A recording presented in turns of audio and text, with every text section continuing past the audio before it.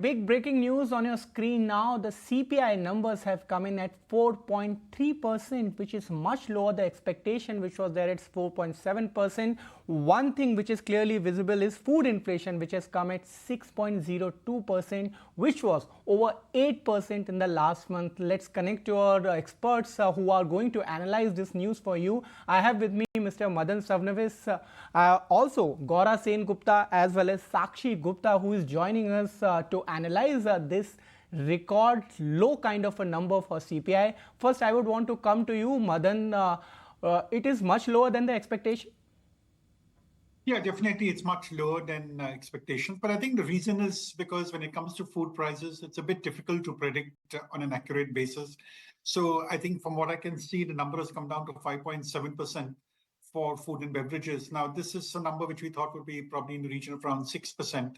So I think it's going much according to the expectations. So by the time we come towards March, I think things should be looking even better. So we should be in this region of 4.5%, quite justifying the act of the Reserve Bank of India of lowering the repo rate. I want to ask you now, 25 basis point, which was announced on the expectation of inflation aligning towards the target. Now it is much closer to 4%, which is a mandate of MPC. How will this help RBI further?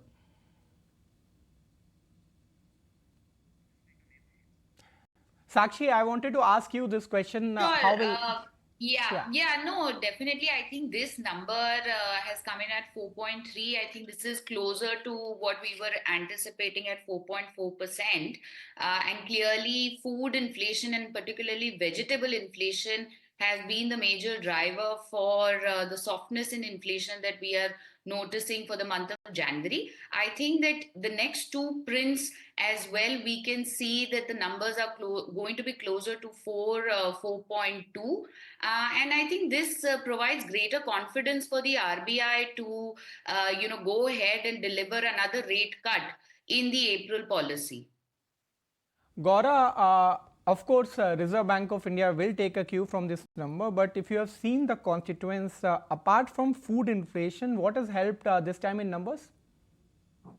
It's mostly food inflation. If you look at core is along expectations, it's a little higher than expected. I think core has come out around 3.7%. We had expected core to be flat at around 3.6. This is core excluding tobacco. It's mainly food inflation, and within food inflation, it's vegetable prices, which has driven the slowdown.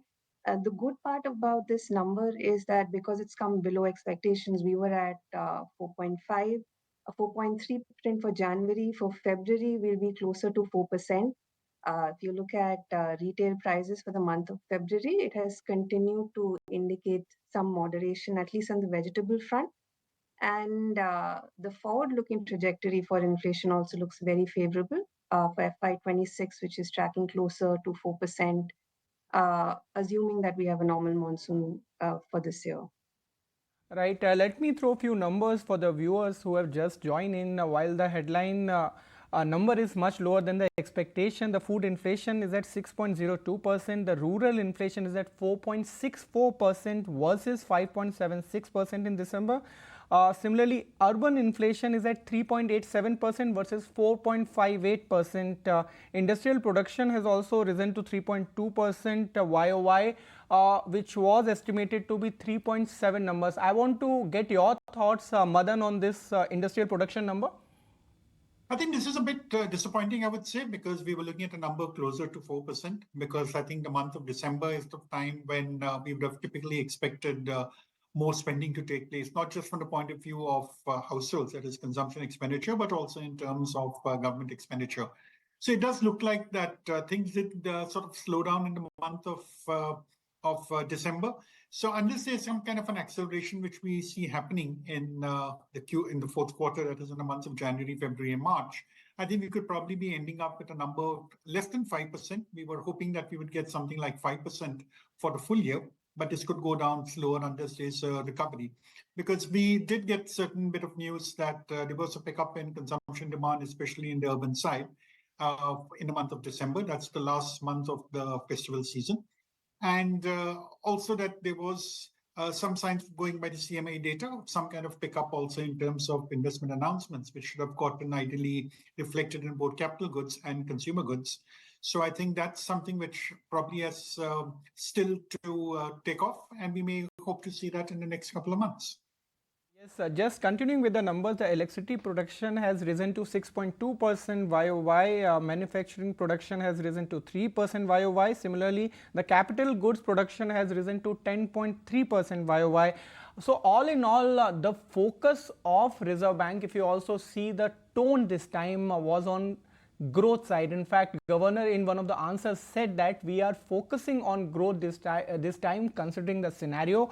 Sakshi, I want to understand from you the data which is coming from the industrial production front, how and why Reserve Bank of India, the decisions which they have taken, the forecast which they have given for the GDP for the next year.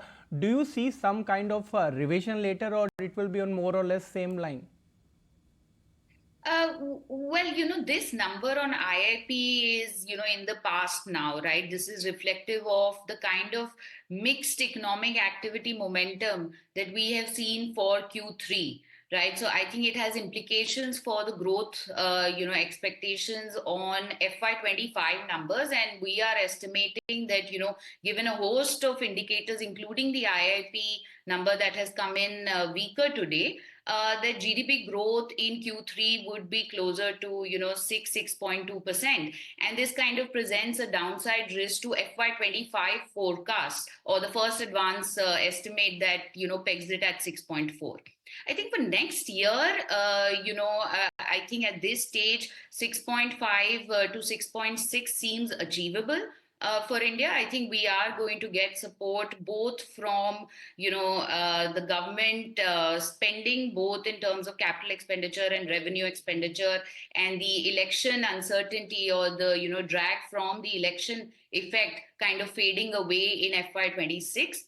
I think positively also, Rabi sowing has been doing well. We had a good summer crop as well. So this bodes well for, how rural demand is going to pick up, over the coming months. So at this stage, I think a 6.5, as I said, seems achievable. I think the only joker in the pack would be, the kind of drag or the kind of risk that we would face from the external side. And we still don't know how tariffs are going to pan out, in the US. Right, definitely. The projection is at 6.4%, and Reserve Bank of India does not give any projection after official numbers are out, which were given out by the government earlier. But for this financial year also, is there a limited scope for surprise? I want to understand from you, Gaura, on this part. Do you think that the numbers will be either at 6.4% or below? Mostly in line. So we are also tracking at 6.3% for FY25. What we are seeing in the high frequency, that not all news is negative. In Q3, we are seeing some signs of visible pickup for rural demand. FMCG, FMCG consumer durable sales volume growth really picked up as per the AC Nielsen survey for December quarter. It's at 9%. There's also some pickup for urban, but it's relatively softer to the pickup that rural has shown in Q3. We're also seeing pickup in tractor sales, fertilizer sales in Q3. And more importantly, you have central government capital expenditure, which has picked up by 40% in Q3 nominal terms, which will be growth supportive. So overall, while urban is still relatively softer, rural is showing clear signs of pickup in Q3.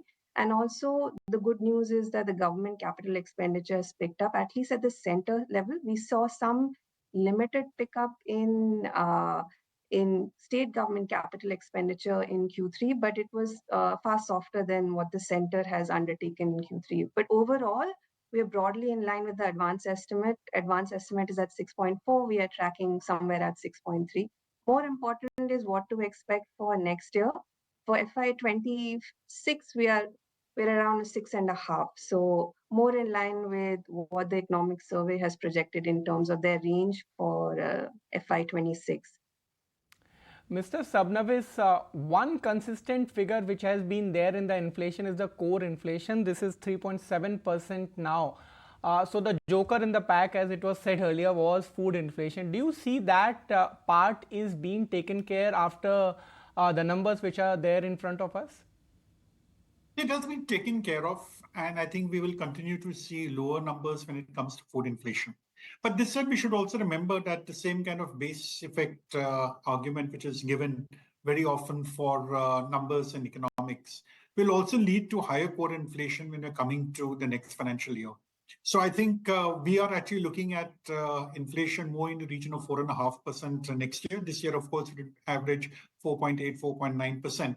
And I think core inflation is something where if you look at some of the commentaries of companies which come under the core sector, especially your personal care segment, for example, education, there has definitely been an increase in terms of prices. So that's something which is going to get reflected, and add to this a softer base is something which is going to get reflected in terms of higher core inflation. And typically, if you have seen, actually, if I go back to, say, fiscal 12, that was the time when we had the base year 2011-12, and you've come up to now, the average core inflation in India has actually been in the region of 5 to 6%. So I think what we saw in fiscal 25 has been an anomaly. We've had low core inflation. One of the reasons, of course, has been that companies were reluctant to increase the price at a time when already inflation was high, food inflation was high, demand was down on account of the inflation effect. So I think this is something which is going to get reversed. And to my mind, while food inflation could be trending downwards, we should keep in mind that there are certain conditions, heat conditions in the north, wheat crop could get affected. We have seen edible oil prices actually going up. And as the rupee keeps depreciating, given that we are importing 60% of our requirements, there will be an increase in terms of edible oil inflation. That is also as potent as we have seen has been in the case of pulses, which have, of course, come down. So I think we're going to have these two indices are going to move in opposite directions, and we would still end up in a number of around 4.5% for next year. Madan, do you also expect that there is now more scope for a cut in the next policy, considering the numbers which are favorable? See, the inflation numbers were expected to be this low. So I think if there's going to be another rate cut, it's probably already pre-decided. If we had a good stance taken, I mean, an explanation given as to why the rate was cut in the February policy.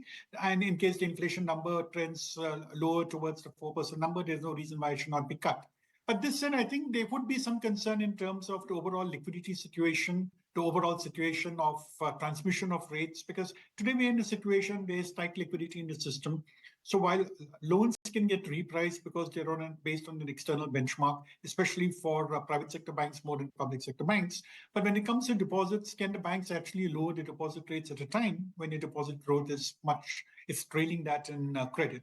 So it will be a tough call to be taken. I don't think the global situation is going to improve anytime soon. There will still be uncertainty about what the US could be doing. The rupee will continue to be volatile. That's what my guess is, at least for another month and a half. In this kind of a situation, it will again be a judgment call to be taken. While it does look that if you go purely on inflation, there is reason to cut rates, but it will also be a case of saying that has any transmission taken place on the lending side as well as on the deposit side. All right, there is definitely a scope for a rate cut for Reserve Bank in the next policy. That's the view coming in from the panel of experts we have. Thank you so much for joining in at this hour, Madan, Sakshi, as well as Gaura. The CPI numbers have definitely been lowest in 5 months and better than the expectations. Now it is over to Reserve Bank of India to take action. With this, it's time to take a quick break, but don't go away. Keep watching ET Now.